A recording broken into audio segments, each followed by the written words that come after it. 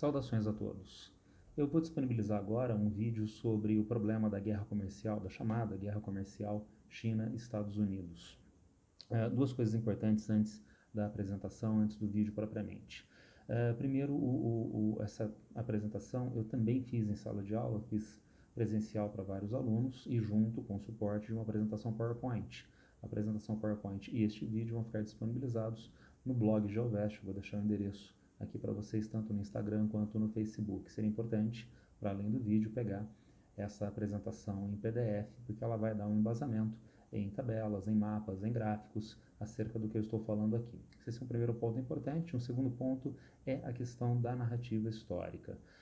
Eu não vou falar aqui sobre verdades, eu vou falar sobre uma narrativa que eu consigo compor, que não é minha, né, é de vários especialistas da área, e que é uma entre outras narrativas potenciais. Nem todas têm o mesmo grau de validade.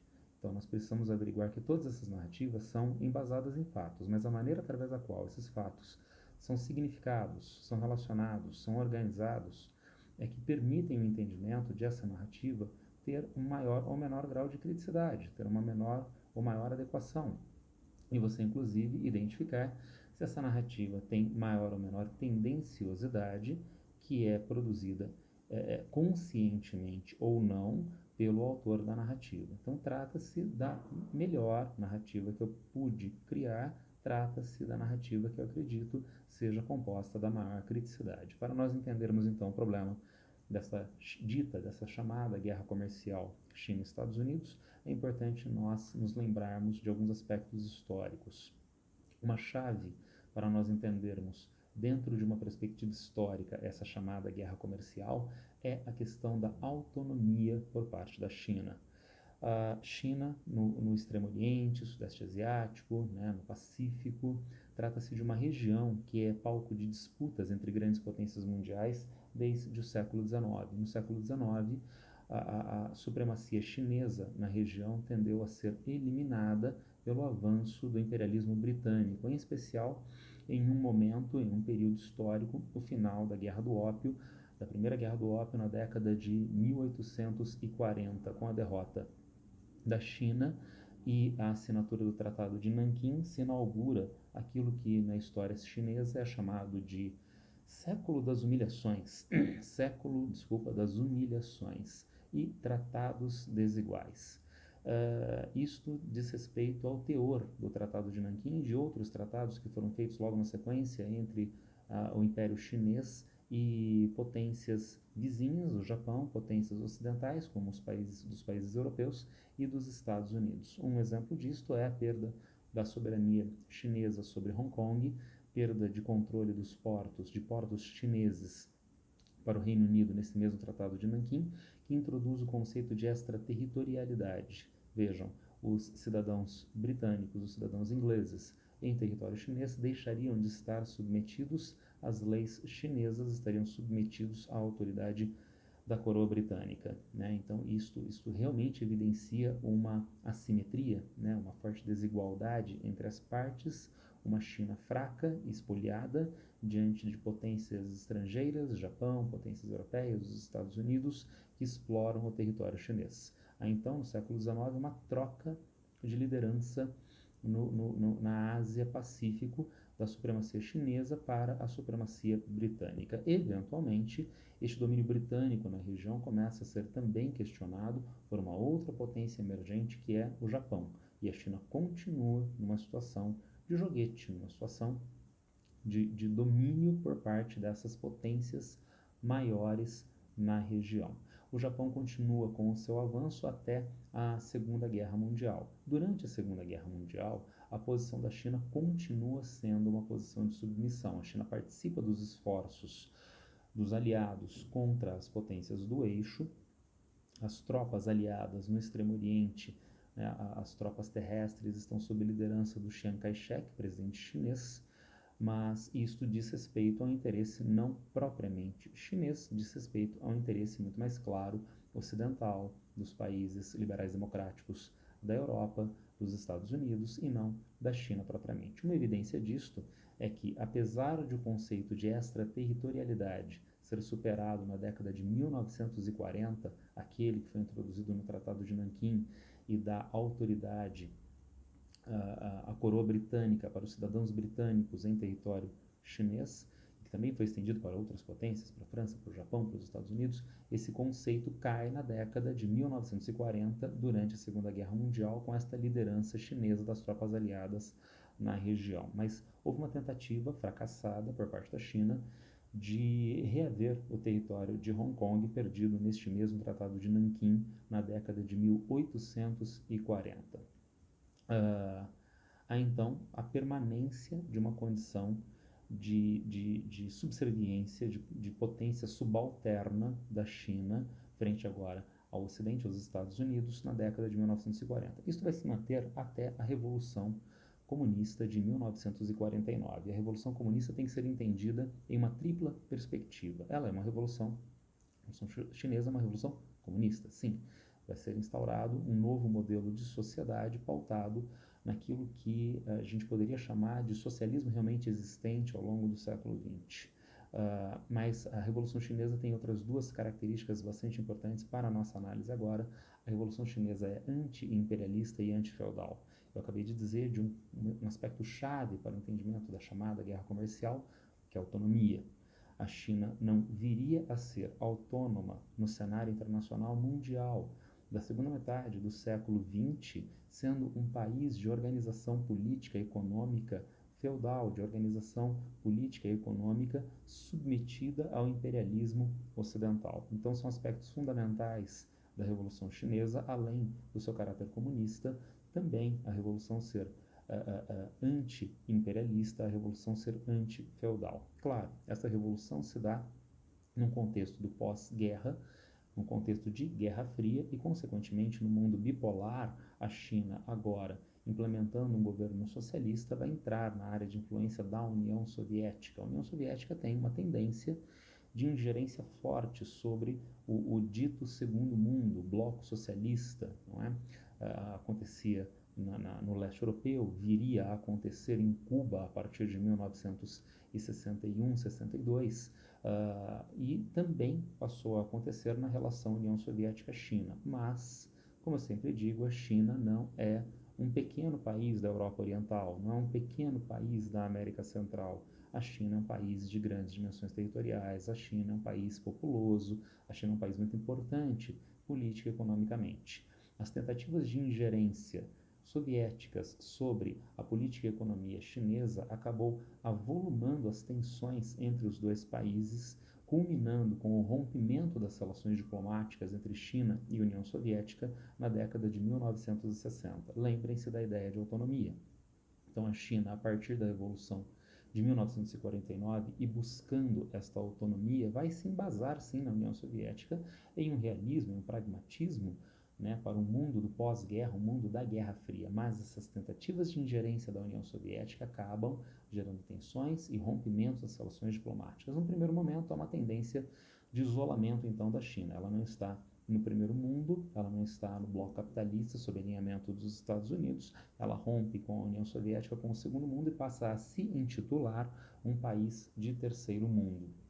Mas esse isolamento começa a ser rompido com a aproximação entre China e Estados Unidos na década de 1960. A geopolítica americana vê com muito acerto que o rompimento das relações diplomáticas China-União Soviética é uma ruptura dentro do bloco socialista que poderia ser ampliada com o estabelecimento de relações diplomáticas dos Estados Unidos com a China. Então, este isolamento político chinês começa a ser alterado com a aproximação diplomática com os Estados Unidos na década de 1960 e o eventual pleno reconhecimento da China como membro da Organização das Nações Unidas e como membro pleno, com direito de veto, do Conselho de Segurança da ONU a partir da década de 1970, né, a China de Pequim, a China continental, né, e não a polêmica em relação a Taiwan, aonde os derrotados da Revolução de 1949 se refugiaram. A China então começa a romper politicamente essa condição de isolamento, mas ainda tem uma herança de pobreza inerente ao período de domínio imperialista desde o século XIX e mesmo às malfadadas experiências socialistas no governo Mao Tse-tung desde a Revolução de 1949. Mas com a morte do Mao Tse-tung e a transição do Partido Comunista Chinês ao longo dos anos 1970 e a ascensão de Deng Xiaoping, são introduzidas reformas econômicas que tendem a uma significativa melhoria da economia chinesa. São as 4 modernizações do Deng Xiaoping: modernização agropecuária, industrial, na ciência e tecnologia e nas forças armadas. Deixando a questão da agropecuária levemente de lado neste momento, para nós vai importar um pouco menos, vamos pensar nas forças armadas, na indústria e na ciência e tecnologia principalmente. Um instrumento fundamental para que o governo chinês viabilize essas 4 modernizações são as ZEE, as Zonas Econômicas Especiais, zonas francas, através das quais o governo chinês procura atrair investimento externo direto no setor industrial, que vai se beneficiar das melhores condições de produção, custo de produção reduzido, em especial com superexploração da força de trabalho, custo de tributação reduzido. As zonas econômicas especiais chinesas, essas zonas francas, esse esforço de atração de indústrias dos países centrais, não é uma novidade no mundo da década de 1970. Né? Vários países, inclusive países de industrialização recente da América Latina, tinham a mesma iniciativa já desde a década de 1950, mas tem um aspecto peculiar nessas zonas econômicas especiais chinesas. Lembre-se da questão da autonomia. O governo chinês exige a formação de joint ventures, isto é, um investidor estrangeiro vai se unir a um empreendedor estatal, privado, chinês, nesse processo de abertura de indústrias nas zonas econômicas especiais. Isso é muito importante, porque através desse procedimento, o governo chinês atrai para a sociedade chinesa os investimentos e os conhecimentos administrativos, conhecimentos do processo produtivo, para viabilizar esse ganho de produção, para viabilizar esse ganho de produtividade. Lembrando ainda que não apenas então o governo chinês, a sociedade chinesa vai absorver essa tecnologia, esse conhecimento do Ocidente capitalista, mas ainda mais, como zonas econômicas especiais, como zonas francas, estas áreas vão viabilizar uma forte exportação da produção, gerando grandes saldos comerciais para a China, crescentes saldos comerciais a partir da década de 1980. E o que a China vai fazer com esses saldos comerciais? Bem, isso é muito importante também. Dentro da lógica de autonomia, a China vai investir, a sociedade, o governo chinês vão investir esses saldos comerciais, primeiramente, na diversificação das atividades econômicas e no ganho de valor agregado da produção. Então, se a China era uma produtora de produtos industrializados para exportação, de baixo valor agregado, produtos da indústria têxtil, da indústria de brinquedos, eletrônicos simples, isso na década de 1980, a partir dos anos 90, a partir dos anos 2000, a China se torna um país grande produtor e exportador de produtos industrializados de valor agregado cada vez mais elevado. Por sinal, um dado para nós refletirmos, hoje a China é o principal, é o maior país do Extremo Oriente na exportação de produtos industrializados de alto valor agregado, acima da Coreia do Sul, acima do Japão. Esse processo está enraizado, portanto, entre outros, nessas 4 modernizações do Deng Xiaoping. Além do ganho de valor agregado, que é muito importante para a economia chinesa, há um outro aspecto importante nesses saldos comerciais: investimentos sociais e investimentos em diferentes partes do território chinês. Está disponibilizado na apresentação em PDF algumas tabelas que mostram o crescimento da renda per capita, o crescimento do salário real, isto é, não o salário nominal, o salário médio real do trabalhador chinês ao longo dos anos 1980, 90, 2000, que são ganhos significativos. E isso é muito importante, porque isso gera uma tendência de conforto, de segurança material por parte do cidadão, por parte da sociedade, estabilizando esta relação política, o que é muito importante. Não apenas há fortes investimentos chineses com esses saldos comerciais junto a regiões pobres da China, especialmente, por exemplo, duas, o Xinjiang e o Tibete. Através desses investimentos, estas áreas que eram vácuos, eram buracos negros de investimento e exploração econômica, tornam-se áreas mais importantes, mais factíveis de exploração econômica por parte da China, inclusive seus importantes recursos de terras raras, de combustíveis, como gás natural, como petróleo, além do acesso a outras áreas de exploração na Ásia Central.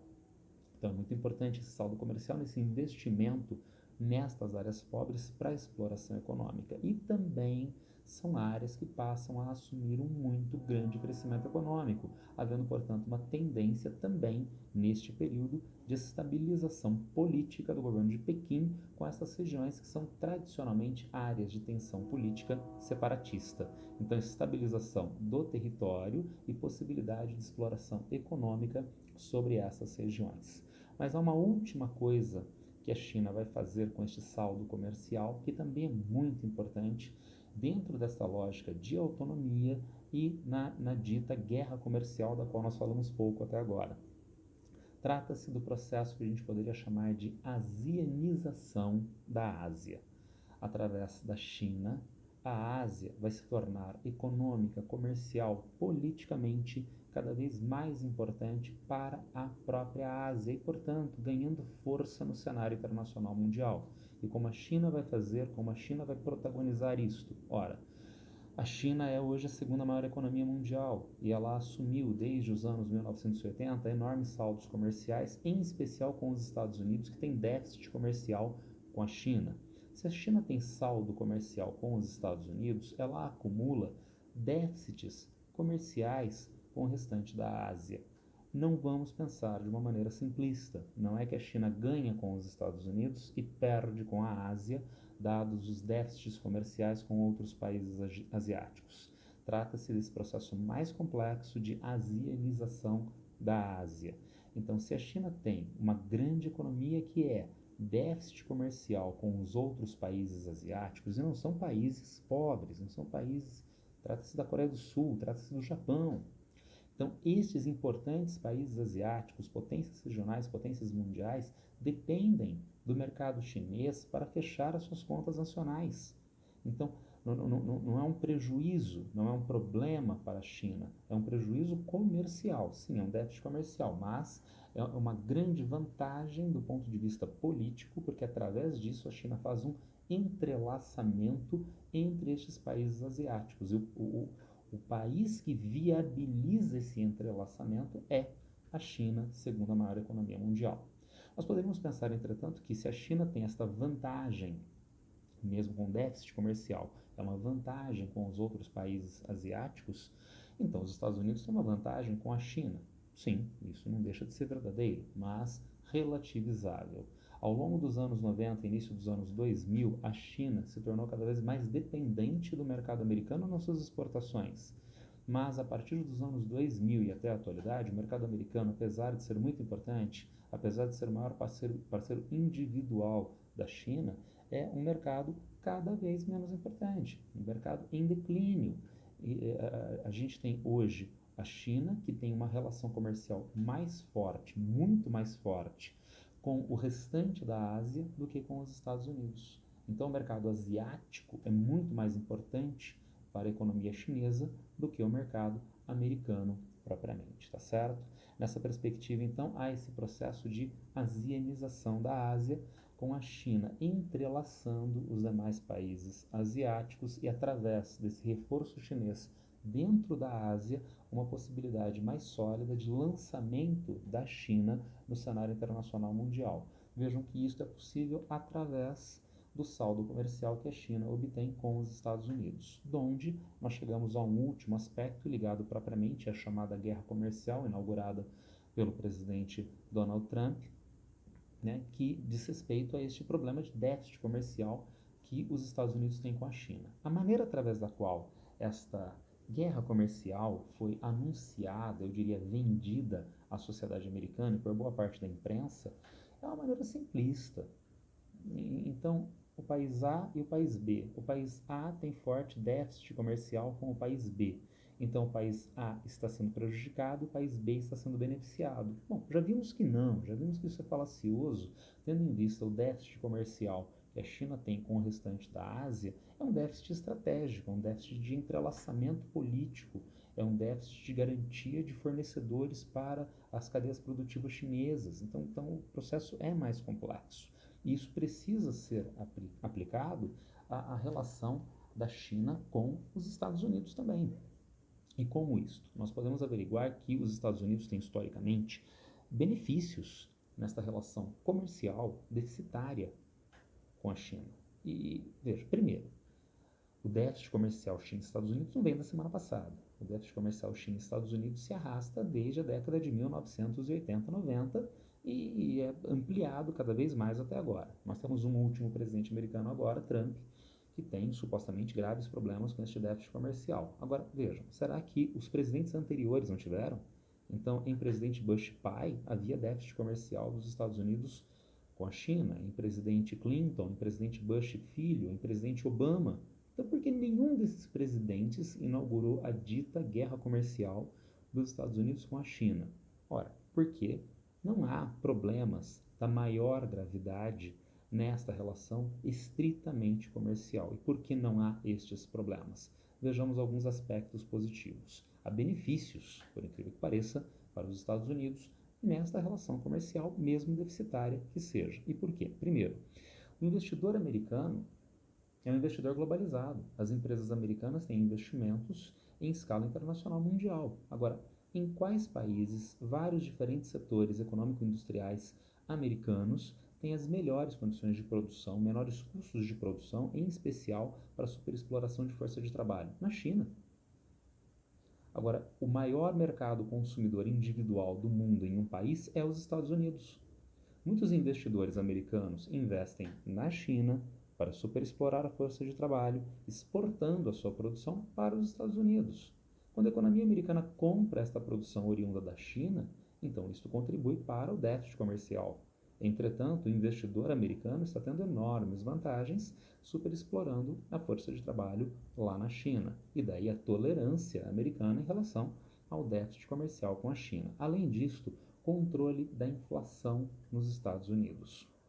Se o investidor americano pode produzir com menores custos lá na China, exportando sua produção para os Estados Unidos, esse produto exportado para os Estados Unidos pode ter um valor menor, um preço final menor e mesmo assim gerar um lucro bastante grande para o investidor americano, tendo em vista a possibilidade de superexploração do trabalho na China. Não apenas porque a China exporta para os Estados Unidos não apenas produtos acabados, mas também matérias-primas, também componentes que são partes do processo, da cadeia produtiva dentro dos Estados Unidos e, portanto, o investidor americano nos Estados Unidos, a indústria americana nos Estados Unidos pode se beneficiar importando matérias-primas, componentes mais baratos da economia chinesa. De novo, quando importa esses componentes, essa importação americana contribui para a formação de um déficit comercial com a China. Mas, se a economia americana produzisse esses produtos, esses componentes, no seu próprio território ou em outras partes do mundo, seriam mais caros e com problemas, portanto, para essas cadeias produtivas nos Estados Unidos. Finalmente, uma última coisa. Se a China é um fator de controle da inflação nos Estados Unidos, nós sabemos que em economias liberalizadas, como a economia americana, neoliberalismo, um fator de controle da alta dos preços da inflação é os juros, é a taxa básica de juros. Como a economia americana tem um fator de controle da inflação na importação de produtos finais ou de componentes da economia chinesa, não é necessário juros, não é necessário uma política de juros mais elevados para conter a inflação.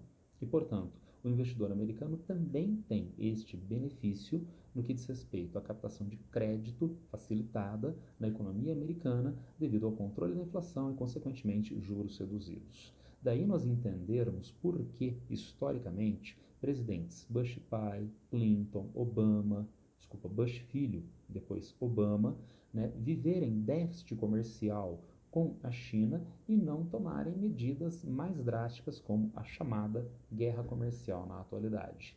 Ainda uma última coisa, se há guerra comercial, dentro de uma lógica de reciprocidade, isto vale para os dois países. Da mesma forma que o governo americano anunciou retaliações sobre produtos importados da economia chinesa, a China anunciou a mesma coisa. Claro que como a China exporta mais para os Estados Unidos do que os Estados Unidos para a China, os Estados Unidos têm comercialmente muito maior margem de retalhar, de prejudicar a economia chinesa do que a China aos Estados Unidos. Mas há setores importantes da economia dos Estados Unidos que dependem do mercado chinês, especialmente, por exemplo, a Apple.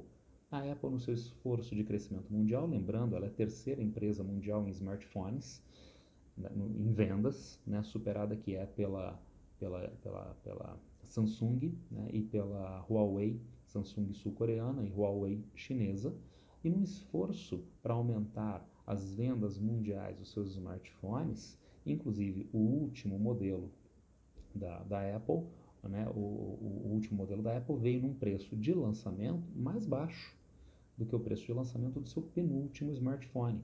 É um esforço da Apple de aumentar as vendas internacionais mundiais. E aí que aparece uma chave. Aonde a Apple vai aumentar essas vendas?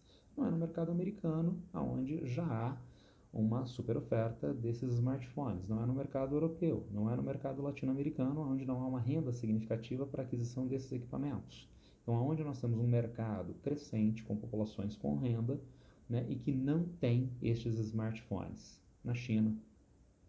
Só que quando a Apple está direcionando o seu aumento de vendas para a China, o governo americano inaugura guerra comercial com o país que retalha, dificultando as importações. E, portanto, voltando, o déficit não é um déficit necessariamente ruim. Do ponto de vista econômico, há históricos claros benefícios para a economia dos Estados Unidos. Ainda mais, se esse déficit tem problemas e ele é crescente, e não apenas problemas econômicos potenciais, dado o seu crescimento, mas problemas políticos, geopolíticos, isso é resolvido de que maneira? Resolvido de forma negociada, e não através de rompantes midiáticos, né, espetaculares, inclusive com este nome que o tempo todo eu digo, suposta, chamada guerra comercial, que vale mais para filmes B hollywoodianos do que para relações internacionais. Daí um último problema. Por que então desta guerra comercial? Né? Trata-se de jogar para o eleitorado. Então, será que o eleitorado americano, em média, vai fazer esta leitura que nós estamos fazendo agora? Será que ele vai entender esta leitura que nós estamos fazendo agora? Ou será que numa lógica de direita, extrema-direita, de crescimento do pensamento nacionalista, ufanista, é muito mais fácil se vender ao eleitorado a ideia de guerra comercial e de vitória na guerra? Os Estados Unidos venceram, né? America First, né? E assim sucessivamente. Então, trata-se de um esforço, em grande parte, eleitoral do presidente Trump, que pode ser uma jogada, pode ser um tiro no pé, pode ser uma jogada muito ruim, tendo em vista que, se isso não der certo agora ao longo de 2019 e 2020, ano das eleições, isso pode ajudar a custar a reeleição do presidente.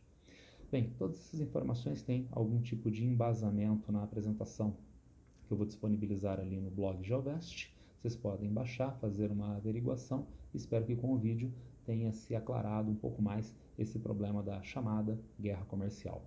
Um abraço a todos e boa sorte.